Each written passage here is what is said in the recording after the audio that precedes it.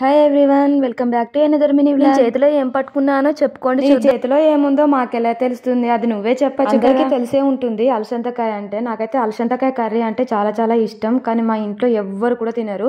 Only నాకు ఒక్కదాని కోసమే తీసుకొచ్చుకుంటాను మార్కెట్ నుంచి. అసలు ఈ కర్రీ వచ్చేసి నేనైతే మార్నింగే చేద్దాం అనుకున్నాను. ఇంకేముంది, ఈరోజు సాటర్డే కదా, ఇంకా నేను తినలే, మధ్యాహ్నం చేసుకోవచ్చు అని ఊరుకున్నాను.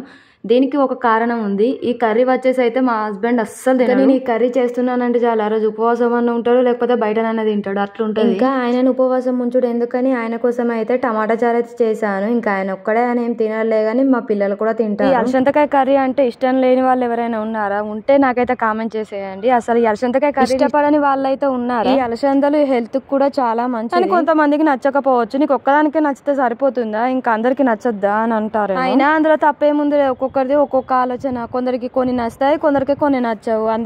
అందులో మా ఆయననైతే ఇంకా ఎక్కువ వాటిని చూస్తేనే మండిపడతాడు అలసందకాయ కర్రీ. ఈ కర్రీలో కొంచెం లైట్ గా ఆయిల్ ఎక్కువ యాడ్ చేసుకొని, ఒక 2 టమాటా యాడ్ చేసుకొని మంచిగా దగ్గరికి ఫ్రై చేసుకొని తింటే మాత్రం సూపర్ గా ఉంటుంది వేడివేడి అన్నంలోకి. నేనైతే కొంచెం ఆయిల్ ఎక్కువనే పోసి ఫ్రై అయితే చేస్తాను. ఏ కర్రీ వండినా కూడా కర్రీలో డైరెక్ట్ వాటర్ పోయకుండా ఇట్లా ఆవిరికే ఉడికించుకుంటే టేస్ట్ కూడా బాగుంటుంది. అందుకే కర్రీ గిన్నె పైన ప్లేట్ లో అయితే కొన్ని వాటర్ అయితే పోసి పెట్టాను.